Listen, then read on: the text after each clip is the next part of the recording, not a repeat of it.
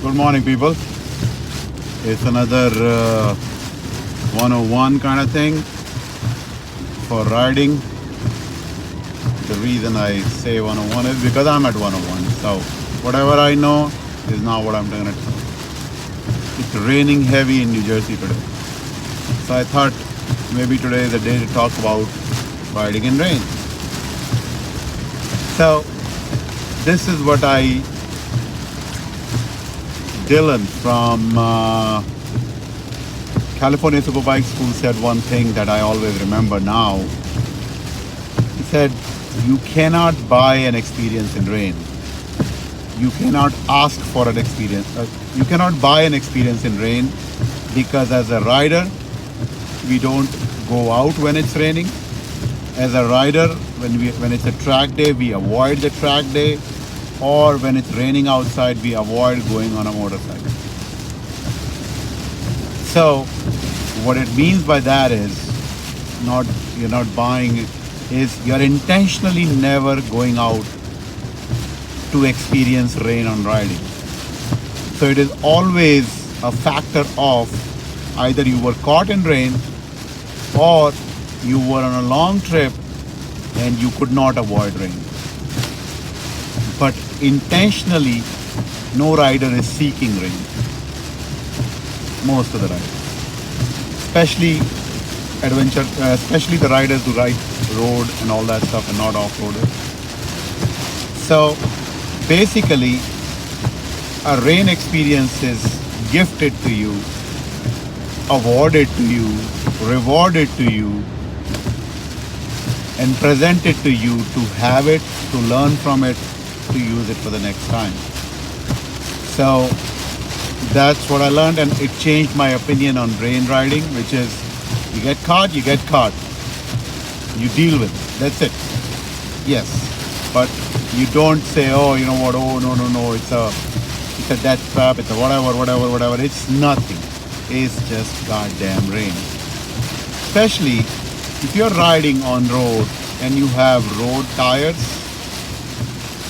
or a bike that is supposed, or a bike that has a rain mode from the factory. How about that? And that means the tires they provided you as an OEM tire were pretty much okay for rain. How can you tell if your tire is okay for rain? If you look at your treads on the tire, and if the treads are going all the way to the edge of the tire, that means it's a rain tire. That's what my understanding is. If the tread is stopping, it's not taking you all the way to the edge, but it's still there, that means it's still okay for rain. It's not absolutely the best. So the closer it is to the edge of the tire, the better rain tire it is.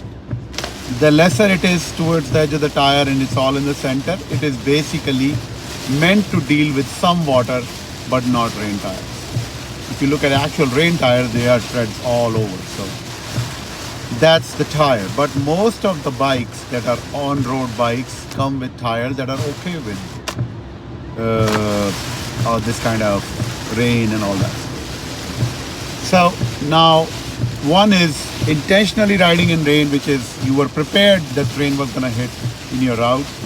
So you have riding gear which is rain oriented and all that stuff. And the other one is you got caught in the rain. And what do you do then? Well, if you got caught in the rain, and if it is not a rain like you can't see nothing, then you're okay to ride. I mean, you should be able to ride. It's not a problem. Couple of things that you should do. The first thing, if you are ever caught in rain, is choose your road. If you think you're going home on inside roads and there is an option for you to take a highway, take the highway. I prefer, this is my preference, on the road, in the rain, if you're caught in the rain, never take the inside roads.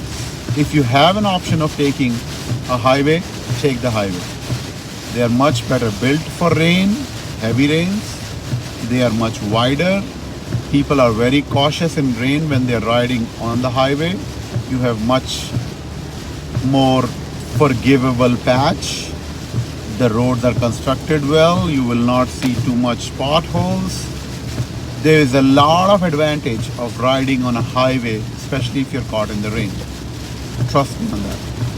I always prefer. There are multitudes of advantages. You're not stuck in rain where a tree is fallen on the road or something, or there is debris on the road, or somebody got stuck on the rain, or there is a big overflowing river on the road that you're traveling. All this is not going to happen if you're traveling on a highway. Choose a highway.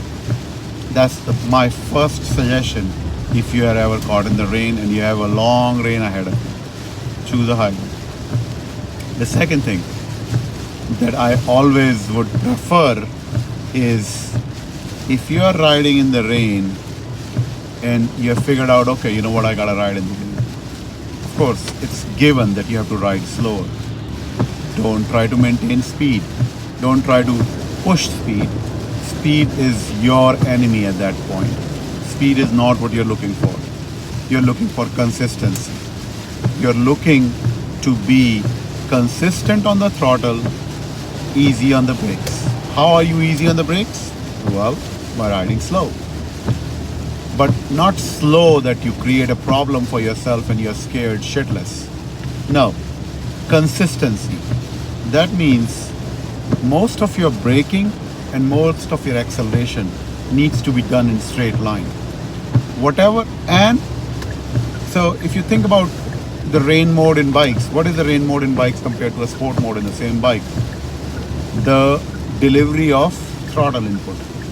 It's consistent, it's slower, and it is gradual. That's all. Gradual input of throttle, gradual input of brake. That's all. You do not want a situation in rain where the bike is feeling tractionless. So how do you maintain traction? By gradually increasing the speed if you need to. Once it's maintained, once you can see the line and you're riding, you can ride at any speed. It doesn't matter. As long as there is water is dispersed properly and there is no water on the road. I mean, it's still raining.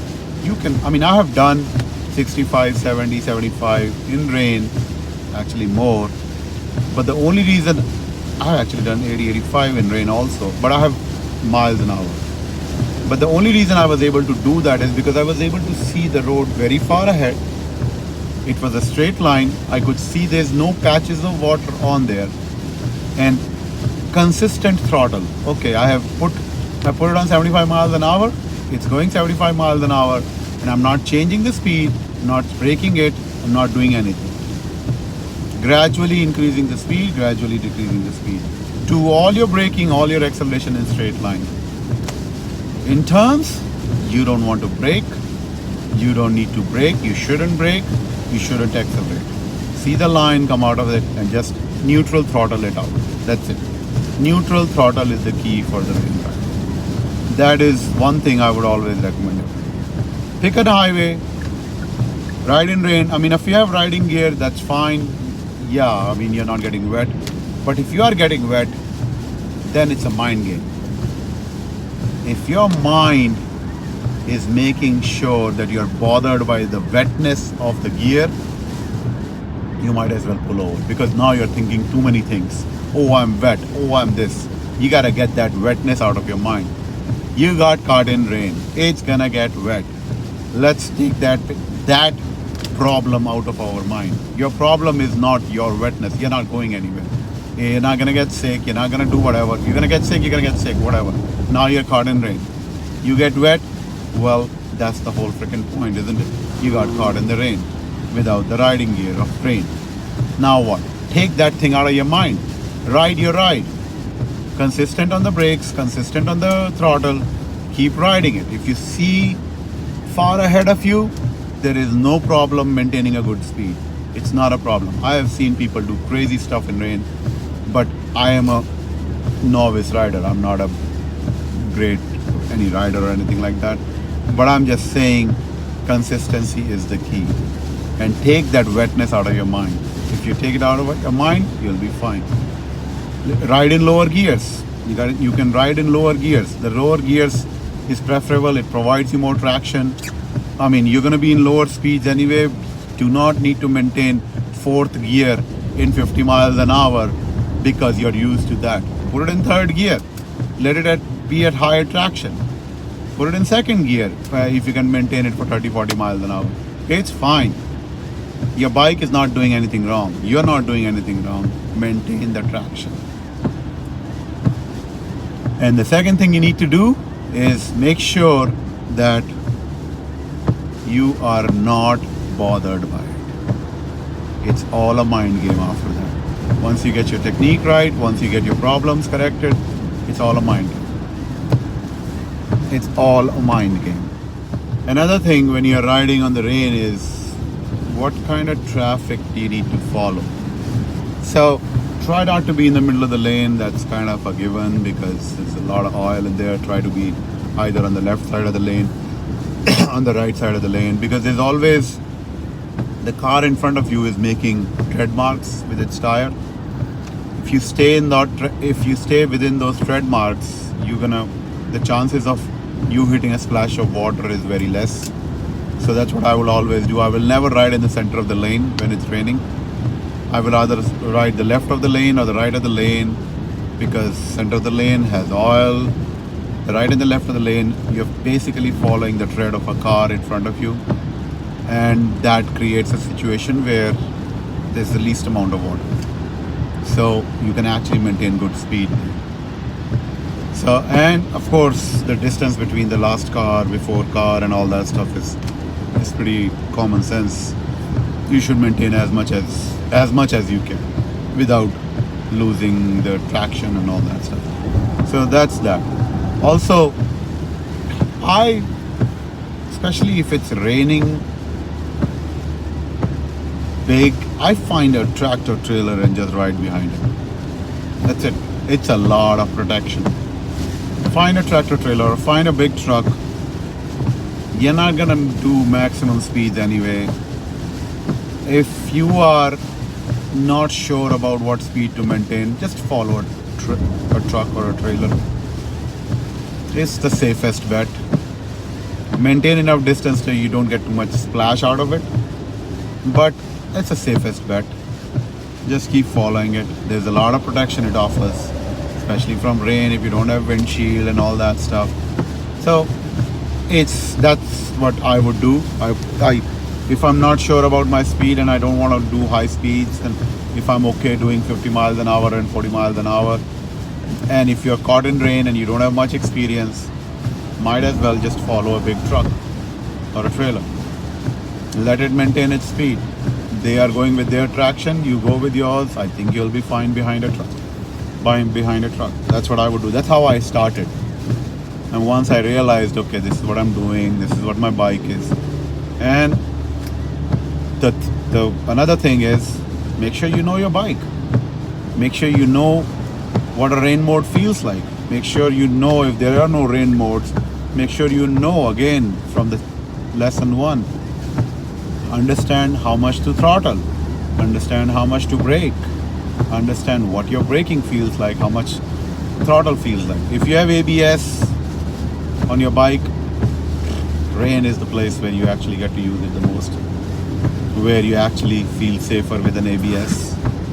So yeah, I mean, if your bike has a rain mode, make sure you ride in rain mode, because it takes away a lot of guessing in riding in rain.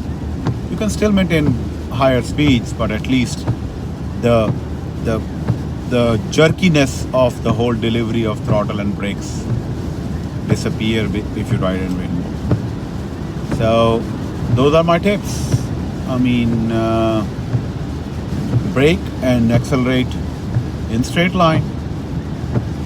Make sure you understand your tires, what kind of traction they provide. Make sure you understand your rain mode. Make sure you take a road that you can trust. I always take a highway if you have a chance. You don't need to maintain high speeds in rain. Nobody is going high speeds. You're not blocking any traffic. Don't take inside roads if you can. Avoid them. And take that thing that you're getting wet out of your mind. You're gonna get wet, soaking wet. Enjoy it. That's the only way to ride in rain. And remember, as Dylan said one time, you cannot buy rain experience. It's only gifted to you. Take it as a gift. Learn from what you can learn from it. And trust me, it'll help you the next time. Enjoy rain.